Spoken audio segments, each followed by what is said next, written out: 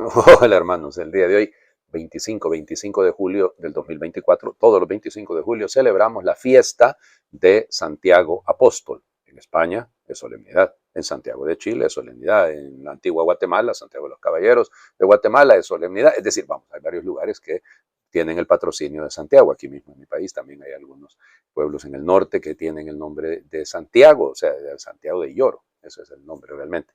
Fíjense, es uno de los apóstoles más populares y el protomártir de los apóstoles, porque fue el primero que Herodes Agripa martirizó alrededor del año 42-44, ¿no? Más o menos. La mayoría decanta por el 44. Ok, solo que ahí tenemos el problema de, entonces, ¿quién fue el que discutió? O sea, tendría que ser Santiago el Menor en el momento del concilio de Jerusalén, como se le llama. Ok, vamos, Santiago es Zebedeo, ¿no? Jacob en hebreo, en arameo, de hecho, que luego deriva en Tiago o Diego, o sea, esos son los mismos nombres, o sea, viene de ahí de Santiago, ¿no? Jacobo, Jacob, es decir, todos esos son el mismo nombre. Ustedes si se fijan, no decimos San Santiago, ¿no? Porque el San es de hecho el añadido al Tiago, o sea, el Tiago debería ser, de hecho en portugués se dice Tiago, ¿eh? No se dice de otra manera. ¿Qué es lo que sabemos? Primero, que es hermano de Juan, el discípulo a quien Jesús tanto amaba, es hijo de Zebedeo, por lo tanto es hijo del trueno, y de Salomé. No es que Zebedeo sea el trueno, no, acuérdense que él y Juan, Jesús les puso así, los Boanerges, porque tronaban, oigan, eran cosas serias, tenían un carácter fogoso. Lo que la tradición dice es que después de la resurrección se fue hasta España, se fue hasta allá. Y llegado, tenía unos discípulos, llegado cerca del año 40, se supone, cerca del río Ebro, había una comunidad que se llamaba César Augusta, Zaragoza.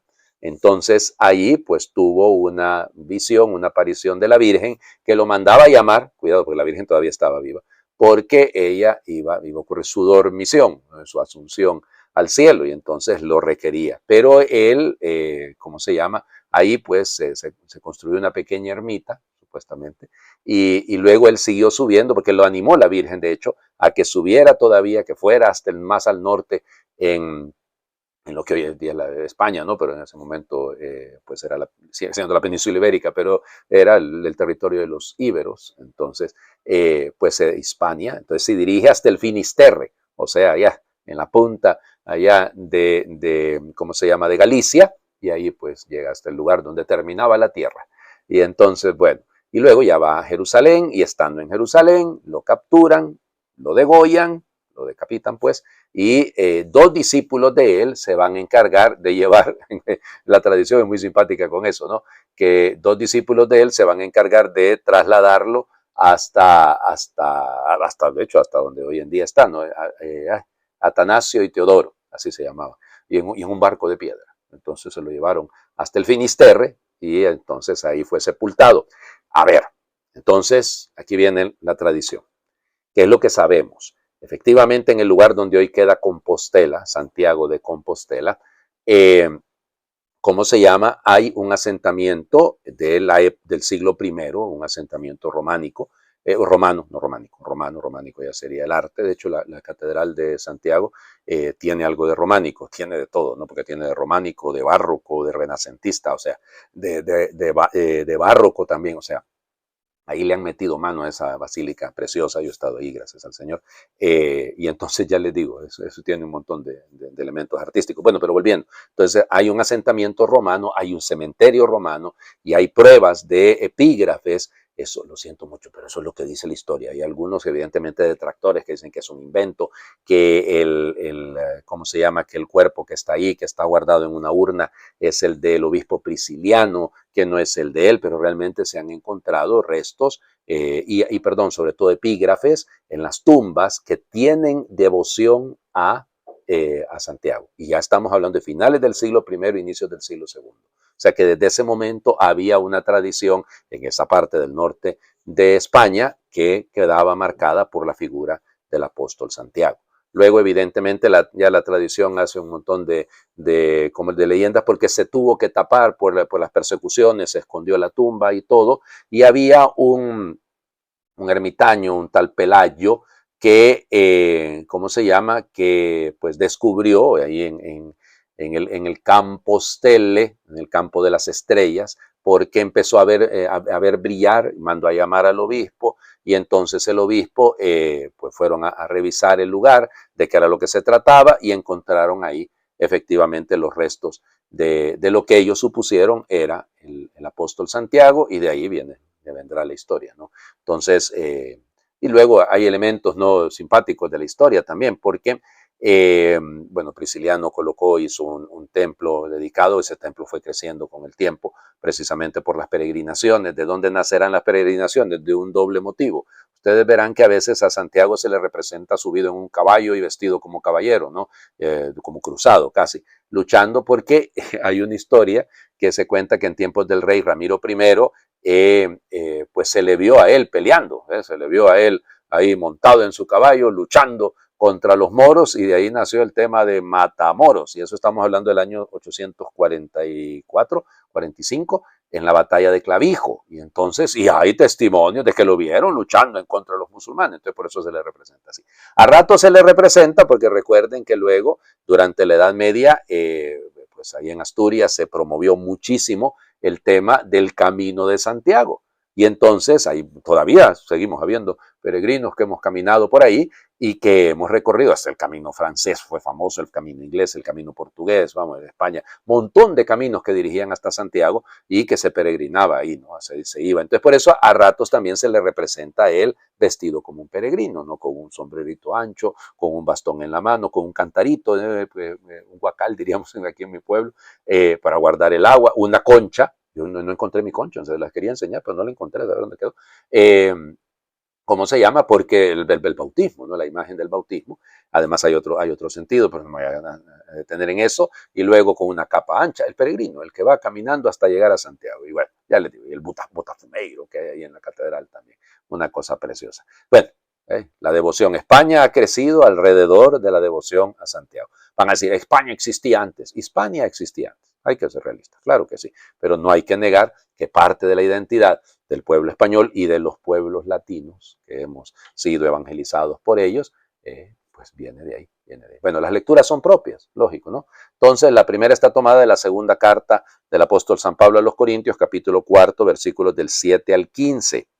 Hermanos, llevamos este tesoro en vasijas de barro para que se vea que esta fuerza tan extraordinaria proviene de Dios y no de nosotros mismos. Por eso sufrimos toda clase de pruebas, pero no nos angustiamos. Nos abruman las preocupaciones, pero no nos desesperamos. Nos vemos perseguidos, pero no desamparados. Derribados, pero no vencidos. Llevamos siempre y por todas partes la muerte de Jesús en nuestro cuerpo, para que en este mismo cuerpo se manifieste también la vida de Jesús. Nuestra vida es un continuo estar expuestos a la muerte por causa de Jesús, para que también la vida de Jesús se manifieste en nuestra carne mortal, de modo que la muerte actúe en nosotros y en ustedes la vida. Y como poseemos el mismo espíritu de fe que se expresa en aquel texto de la Escritura, creo, por eso hablo, también nosotros creemos y por eso hablamos, sabiendo que aquel que resucitó a Jesús nos resucitará también a nosotros con Jesús y nos colocará a su lado con ustedes. Y todo esto es para bien de ustedes, de manera que al extenderse la gracia a más y más personas, se multiplique la acción de gracias para gloria de Dios. Palabra de Dios. Te alabamos, Señor. Bueno, ya van viendo ustedes. O sea, es interesante, ¿no? Recuerden que la segunda carta de Pablo a los Corintios es una apología. Pablo se está defendiendo de todos los ataques, de todo lo que lo han criticado, de lo que lo han juzgado, y entonces, por eso dice, llevamos por todas partes las señales de todo lo que hemos sufrido, y por eso no desesperamos. Nos vemos perseguidos, pero no desamparados, derribados, pero no vencidos. ¿Ya? Llevamos por todas partes los signos de la muerte de Jesús en nuestro cuerpo. Por eso hay algunos que dicen que Pablo estaba estigmatizado, que Pablo había recibido los estigmas, que a eso hace referencia. Yo creo que es un poco, vamos, estirar el texto. Posible, es posible, pero no hay ninguna otra prueba más allá de esto. Nuestra vida es un continuo estar expuestos a la muerte por causa de Jesús. Pues sí, eso fue lo que le pasó a Santiago. O sea, el pobre, todo lo que le tocó sortear hasta llegar a España, o a Hispania, y luego pues todo lo que le tocó hasta ser martirizado por Agripa, pues eso es lo que les indica a ustedes, es que estamos expuestos a eso.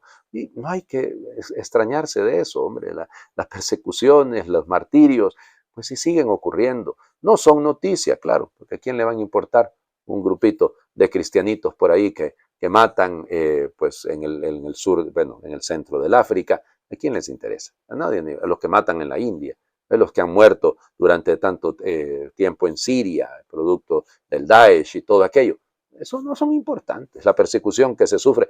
Miren, usted, cualquier cosa que diga, pienso en España, ¿no? Cualquier cosa que diga defendiendo los valores tradicionales, los valores de la fe, los valores. Esto es un facha.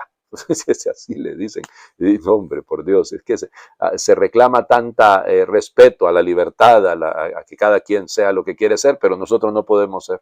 Nosotros no podemos ser cristianos, porque eso es ser un fascista, eso es, hombre, eso es el problema. Bueno, por todas partes estamos siendo asediados. Eso que no nos quite el ánimo, que no nos quite la esperanza, al contrario, que nos la sostenga, porque precisamente lo hacemos para que se multiplique la acción de gracias para gloria de Dios. A mí me encanta eso.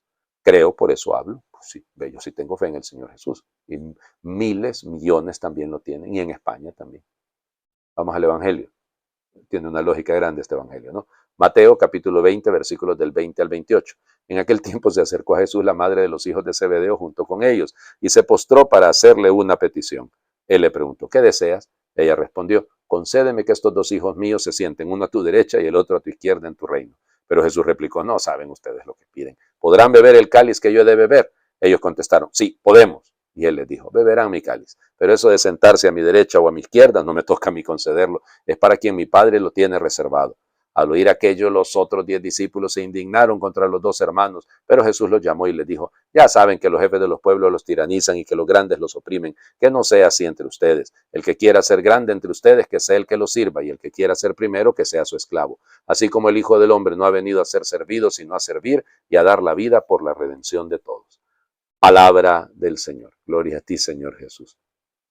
Qué texto más particular el que, digo, vamos, Santiago y Juan hacen parte de la experiencia del Tabor. Son ellos los que Jesús les pide que oren cuando está en Getsemaní. Son a ellos a los que lleva a la resurrección de la hija de Jairo, por ejemplo. O sea, es decir, vamos, hay otros momentos que son un poquito más significativos, o la vocación, pero la iglesia no teme presentar la fragilidad de sus apóstoles, la fragilidad de las columnas sobre las que fue construida la iglesia, porque sigue siendo frágil la iglesia, porque sigue construida sobre el Papa y los obispos y nosotros, y es decir, y ahí estamos.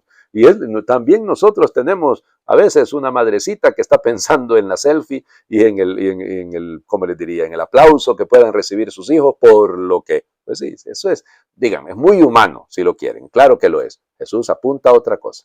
Jesús apunta al servicio. Apunta a ser personas dispuestas a dar todo por los demás. ¿Beberán el cáliz que yo he de beber? Sí, pero por favor entiendan, este mundo es de opresión, este mundo los jefes los tiranizan, pero no debe ser así entre nosotros. Y es eso lo que más le molesta a las personas que les estorba el evangelio, porque nosotros vamos a seguir sirviendo igual y a todos por igual, o sea, sin andar haciendo particularismos de ningún estilo. Eso es lo cristiano. Eso es lo que tenemos que hacer, eso es lo que debemos hacer, aunque a ratos seamos hijitos del trueno. Yo soy tocayo de Juan, así que por lo tanto tengo casi algún ramalazo, pero piénsenlo, eso nos pasa y no tenemos que tenerle miedo a nuestra fragilidad. No tengamos miedo a nuestra debilidad, seamos conscientes de ella, porque lo que Dios tiene preparado, que lo prepare. No es un tema de si usted va a estar a la derecha o a la izquierda. Bueno, cuidado, siguiendo Mateo, porque es Mateo, con tal de que no termine a la izquierda, y no estoy hablando del espectro político, por favor. Ay, Señor. ¿Ya? No termine a la izquierda, entendido como aquellos que tuve hambre y no me dieron de comer, tuve sed y no me dieron de beber, ahí sí preocúpese. Pero si usted está, aunque lo critiquen, aunque lo juzguen, aunque le corten la cabeza, o lo denuncien en una red social, lo calumnien en una red social, se inventen unas cosas fantásticas en contra suya, usted persevere y no deje de servir. Les invito a hacer oración. La oración está pensada como orando desde España. ¿Ok? Está bien, pero nosotros nos hacemos parte del asunto. Señor Jesús, tú me llamas como llamaste a Santiago cuando estaba en la barca con su padre y su hermano.